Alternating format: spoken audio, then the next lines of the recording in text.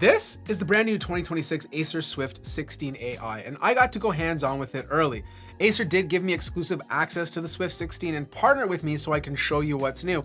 And there's one feature here that generally surprised me, because right off the bat, this laptop is rocking a Series 3 Intel Core Ultra X9 processor, a brand new chip, and the big story this year is the integrated GPU, which I'll get to shortly. The design is super clean and the chassis is made of magnesium aluminum and has these stitched lines going across the lid along with the Acer Swift logo. Overall, it's a fairly thin laptop and it only weighs 1.55 kilograms. Carrying this laptop around in your hands or in your bag is going to feel nice and light. Now on the left-hand side, you have an HDMI 2.1 port, one USB-A port, and two USB Type-C Thunderbolt 4 ports. On the right-hand side, you have a USB-A port, one combo audio jack, and a micro SD card slot. Now, when you open it up, you get a full-size keyboard, and yes, it includes a numeric keypad. The layout feels spacious, the keycaps are nicely separated, and Acer says they've increased the keycap area by about 6% compared to the previous model. Travel distance feels solid, and typing on it just feels normal in the best way possible. But then there's the touchpad. And this is one of the best features of this laptop because it's a haptic touchpad, and it's a really good one. According to Acer, it's the world's largest haptic touchpad. It's super responsive, and quite frankly, I'm happy we're seeing more haptic touchpads in general because it makes the whole laptop feel more premium. Clicking feels consistent everywhere. There's no dead spots, no mushy corners. It's just better. Let's keep making this a standard feature across the board.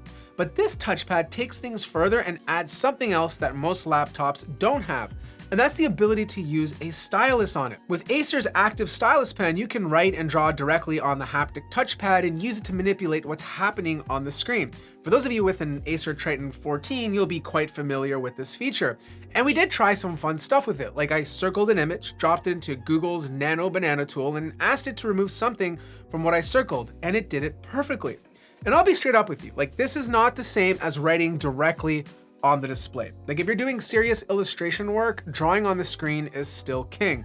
But for quick things, like signing a document, a fast sketch, quick Photoshop masking, little edits, it's a really nice compromise. But there are also a couple of cool keyboard features as well. You've got the Acer Sense key, which pulls up their experience zone.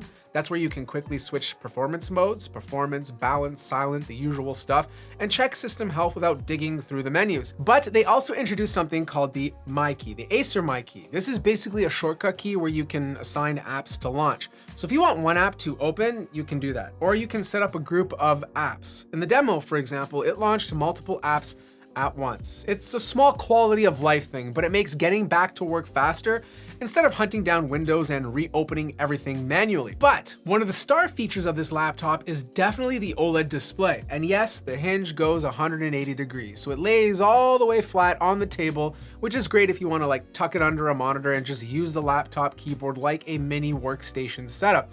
But the display itself is awesome. Like you can't use the stylus on it, but it's still a touchscreen, or at least you can spec it with a touchscreen, along with up to a 3K 120 Hz and 16:10 aspect ratio. Acer claims strong brightness on the spec sheet, and just visually, it looks fantastic. And 120 Hz on a thin and light is one of those things where once you have it, you kind of never want to go back. Like scrolling feels smoother, animations feel better, and yes, even basic productivity feels nicer. And if you're gaming on this thing, it obviously helps. Watching content looks awesome because it is OLED, and because it's color accurate, you can trust it for photos and videos. Now, before the comment section gets angry, no, I can't show you the full benchmarks yet because this was an engineering sample, but I can talk about the experience I had with the new processor and graphics. You can spec the Acer Swift 16AI up to a Series 3 Intel Core Ultra X9 processor. The X this year represents the 12xe graphics configuration, aka the fastest integrated GPU option in this style of laptop from Intel. And look, I don't know the final CPU performance yet because I haven't had the opportunity to test a retail sample, but Acer did let me play games on it, and I did test Cyberpunk 2077.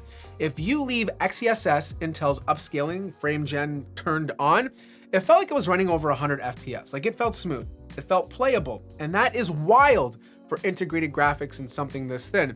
If you turn frame gen off, because I know some of you hate it or you want real frames, I was still hovering around 60 FPS. Like, don't get me wrong, I can't show you the FPS, but I've played so many games that my eyes are tuned to this stuff. So yes, these new integrated GPUs are going to be a big deal for laptops like this. This means a lot because now you can buy a thin and light and do both, like work during the day and game lightly whenever you want to without having to carry a massive charger. And it's not just gaming, like if you're using Premiere Pro or DaVinci Resolve, that extra GPU horsepower matters. More effects in real time, faster exports, smoother playback, especially when the workload leans on GPU acceleration. But on the efficiency side, Acer is rating the laptop at up to 24 hours of use. Now, realistically, that's probably video playback, but even if we cut that down to real use, it still suggests you're looking at something that can survive a full day without you living next to an outlet. And for those of you curious, the CPU configuration is interesting because now you're getting up to a 16-core setup. 4 performance cores, 8 efficiency cores, and 4 low power efficiency cores. Those last 4 are the SIP battery cores. So when you're doing light tasks, the laptop stays efficient, it stays cool, and doesn't drain itself while it's just sitting there doing nothing. And another big point, you should be able to get close to full iGPU performance on battery. This is huge because historically a lot of laptops in general only unlocked full performance when plugged in. Now, if you can game and still get strong performance unplugged, that changes the whole experience of owning a thin and light. Speaker-wise, there are 2 speakers on the bottom. I didn't have a chance to test them out, but based on most laptops with 2 speakers, they should be fine. And if you want something similar, but don't need a stylus or haptic touchpad, Acer also introduced the Acer Swift Edge 14 and Swift Edge 16 in the lineup. You still get a lot of the same vibe, but they removed a couple of features to hit a different price point. Like for example, you might lose the haptic touchpad for a mechanical one, but you'll gain a multi-control function feature where the touchpad can basically become a control panel. Let me give you an example. You swipe along the bottom of the touchpad and suddenly you get extra controls. Media playback, volume, screenshot tools, stuff like that. Then when you're done, you swipe again and it disappears. It's one of those features that sounds gimmicky at first, but when you use it, you're like, that's kind of useful.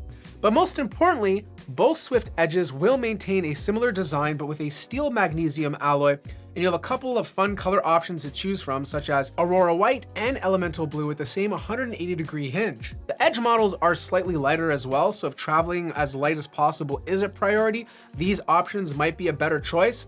It will still have a Series 3 Intel processor and can be spec'd up to an Intel Core Ultra 9, just not an X9, which means you'll get up to 50% faster CPU performance versus the previous generation, but not the same integrated GPU as the high-end Acer Swift 16 AI. As for the displays, you'll have more options to choose from with the Edge lineup. For example, if you want to save a little, you can opt for the Full HD Plus panel instead of the 3K one, but do note that the 16-inch model is the only one with a touchscreen in case that's important to you. Look, overall, the Acer Swift lineup is looking like what premium thin and light laptops should be. Gorgeous OLED displays, lots of ports, insanely light design, and a really nice integrated GPU.